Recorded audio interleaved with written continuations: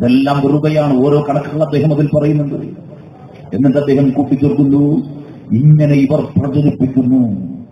ഈ പ്രചരണത്തിന്റെ ഗുണം ലഭിക്കുന്നത് BJPക്കാണ്. ഗവൺമെന്റ് അനിയന്ത്രിതമായി മുസ്ലിം സമൂഹത്തിന് എന്തൊക്കെയോ ചെയ്തുകൊണ്ടിരിക്കുന്നു എന്ന തോന്നൽ ഭൂരിപക്ഷ സമൂഹത്തെ അവരുടെ കൊടിക്കീഴിലേക്ക് നിഷ്പ്രയാസം അടിനിരത്താൻ BJPക്ക് സാധിക്കുന്നു. BJP വളരുന്നു. ഇത് ദേശാഭിമാനി ആജുബദിന്റെ കഥയല്ല, പ്രബോധനം വാരികയുടെ കഥയാണ്. ഞാൻ വിനയമത്സരം ചോദിക്കുന്നു, പശ്ചിമബംഗാൾ ഏതാണ്? ഈ പശ്ചിമബംഗാൾ 1980 രൂപമെടുത്ത BJP ചരിത്രത്തിലെ ഏറ്റവും വലിയ വോട്ട് ഷെയറുമായി ഇന്ന് അധികാരത്തിലിരിക്കുമ്പോൾ ഈ കഴിഞ്ഞുപോയ തിരഞ്ഞെടുപ്പിൽ പോലും വെറും 16% വോട്ട് കൊണ്ട് BJPക്ക് തൃപ്തിയടയേണ്ടി വന്ന ഒരു സംസ്ഥാനം, ആ സംസ്ഥാനമാണ് പശ്ചിമബംഗാൾ. വിശാലമായ ഹിന്ദി ഹൃദയഭൂമിയിൽ വ്യാപകമായി നരേന്ദ്രമോദിയുടെ തരംഗമാഞ്ഞടിച്ചപ്പോൾ ഏറ്റവും അധികം മുസ്ലിങ്ങൾ ഇന്ത്യയിൽ താമസിക്കുന്ന സംസ്ഥാനങ്ങളിലൊന്നായ UP, ഉത്തർപ്രദേശിൽ അമിത്ഷായുടെ കെമിസ്ട്രിക്കും സമവാക്യത്തിനും വിജയം ലഭിച്ചപ്പോൾ പശ്ചിമബംഗാളിൽ വെറും 16% വോട്ട് കൊണ്ട് തൃപ്തിയടയേണ്ടി വന്നു. ഏതാണ് ആ പശ്ചിമബംഗാൾ?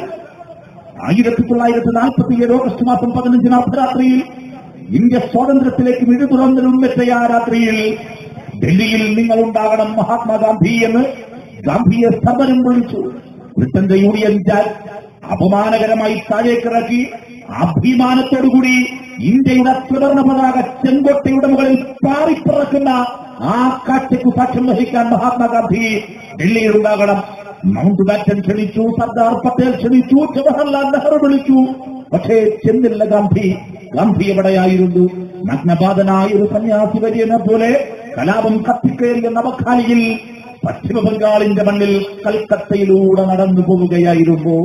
കത്തിക്കേറിയ കലാപങ്ങൾ, ആ കലാപം വിഴുങ്ങിയ ചേരികളുടെ നടുവിലൂടെ നടന്നുപോയി. നിങ്ങൾക്ക് മനുഷ്യന്റെ ചോരയാണ് വേണ്ടതെങ്കിൽ എന്റെ മുസ്ലിം സഹോദരനെ വെറുതെ വിടുക, എന്റെ ചോര നീ കുട്ടിക്കുക എന്ന് പറയുകയായിരുന്നു ഗാന്ധി.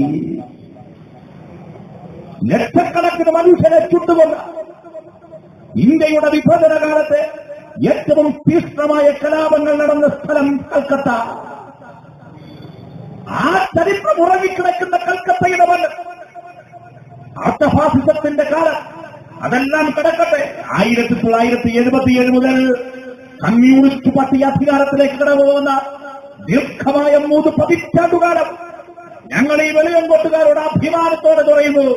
നിങ്ങൾ നോക്കൂ എന്റെ പ്രിയപ്പെട്ടവരെ, ആ 30 സംവത്സരക്കാലത്തെ ദീർഘമായ കാലയളവിനുള്ളിൽ ഇന്ത്യയിൽ ഒരു വർഗീയ കലാപം പോലും നടക്കാത്ത, വർഗീയതയുടെ പേരിൽ ഒരു മുസൽമാൻ പോലും ആക്രമിക്കപ്പെടാത്ത, വർഗീയതയുടെ പേരിൽ ഇതാ ഇശാ നമസ്കാരത്തിന് ബാങ്ക് മുഴങ്ങിയ ഈ വേദിക്ക് പുറകിലെ പള്ളികൾ പോലെ ഒരു പള്ളി പോലും ആക്രമിക്കപ്പെടാത്ത ഒരു സംസ്ഥാനം മാത്രമേ ഇന്ത്യയിലുള്ളൂ. ആ സംസ്ഥാനത്തിന്റെ പേര് ചെങ്കൊടി പാറിപ്പറന്ന പശ്ചിമബംഗാളെന്ന് ഒരാളും മറന്നേക്കരുത്. മണിക് സർക്കാരിന്റെ ത്രിപുര, എന്തേ ആ ത്രിപുരയിൽ നിന്ന് മോദിയുടെ മന്ത്രിസഭയിലേക്ക് ഒരാളില്ല? എന്തേ മോദിക്ക് അനുകൂലമായി കൈപൊക്കാൻ ഒരാളില്ല? പി കൃഷ്ണപിള്ളയുടെ നാട്, EMSന്റെ നാട്, AKGയുടെ നാട്, ഈ കേരളം, കേരളത്തിന്റെ നിയമസഭയുടെ ഗാലറിയിലിരുന്ന് പോലും നിയമസഭ കാഴ്ച കാണാൻ കാക്കി ട്രൗസറിട്ട് ശീലിച്ച ഒരാർഎസ്എസുകാരനെയും ഇന്നോളം അനുവദിക്കാത്തതിന്റെ ഖ്യാതി വേറൊരാൾക്കുമുള്ളതല്ല, ഒരു ലീഗിനുള്ളതല്ല, ഒരു കോപ്പിലെ ഫോട്ടിലുള്ളതല്ല. ഈ കേരളത്തിന്റെ തെരുവിലൂടെ കടന്നു പോകുമ്പോൾ ആകാശം മുട്ട ഉയർന്നു നിൽക്കുന്ന കൊടിമരത്തിന്റെ മുകളിൽ പാറിപ്പറക്കുന്ന ഒരു ചെങ്കൊടിയുണ്ട്. ചുവന്ന നക്ഷത്രവും ചുവന്ന അക്ഷരങ്ങളും പതിഞ്ഞ ഡെമോക്രാറ്റിക് യൂത്ത് ഫെഡറേഷൻ ഓഫ് ഇന്ത്യയുടെ പതാകയുണ്ട്. ആ കൊടിമരത്തിന്റെ വിളിപ്പാടകളെ ഈ നാടിന്റെ മതേതരത്വത്തിന് കാവൽ നിൽക്കാൻ, ഈ നാടിന്റെ ന്യൂനപക്ഷ സമൂഹത്തിന് കാവൽ നിൽക്കാൻ സ്വന്തം ജീവൻ ബലിയർപ്പിക്കാനും തയ്യാറായി നിൽക്കുന്ന അമ്മയ്ക്ക് പിറന്ന സഖാക്കളുണ്ട്, കുട്ടികളുണ്ട്, കൂട്ടുകാരുണ്ട്. അവരുടെ സാന്നിധ്യം ഒന്നുകൊണ്ട് മാത്രമാണെന്ന് ഞങ്ങളുടെ പാർട്ടിയുടെ ബ്രാഞ്ച് സെക്രട്ടറിയുടെ കൈവട്ടം എന്ന ഒരു പോപ്പുലർ ഫ്രണ്ടുകാരനും മറന്നേക്കരുത്. ഒരാളും മറന്നേക്കരുത്. ഒന്ന് പോടോ, തിരൂർ റെയിൽവേ സ്റ്റേഷനിലോട്ട് ഞങ്ങൾ കൊണ്ടാക്കിയതാണ്. ടിക്കറ്റ് ഞങ്ങൾ എടുത്തിയതാ, വഴിച്ചെലവിന് ഞങ്ങൾ പൈസ തരാം. ചെല്ല് ഒന്ന് ഗുജറാത്തിലോട്ട്, ചെല്ല് ഒന്ന് ഉത്തർപ്രദേശിലേക്ക്, ഒന്ന് ചെല്ലണോ?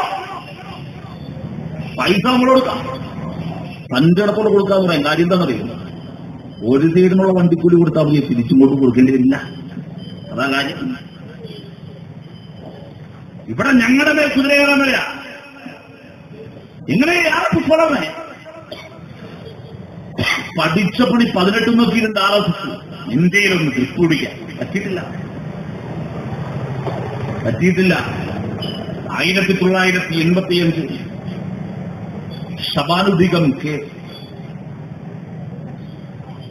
ഷബാനുദ്ദീകം കേസിൽ സുപ്രീം കോടതിയുടെ വിധിക്കെതിരെ ഇന്ത്യയിലെ മുസ്ലിം സംഘടനകൾ വലിയ കലാപമില്ല. മുസ്ലിം വോട്ട് ബാങ്ക് തങ്ങൾക്ക് നഷ്ടപ്പെടുമെന്ന് കണ്ടപ്പോൾ രാജീവ് ഗാന്ധി ഇന്ത്യയുടെ പ്രധാനമന്ത്രിയാണ്. രാജീവ് ഗാന്ധി പറഞ്ഞു, മുസ്ലിം വോട്ട് നഷ്ടപ്പെടാൻ പാടില്ല,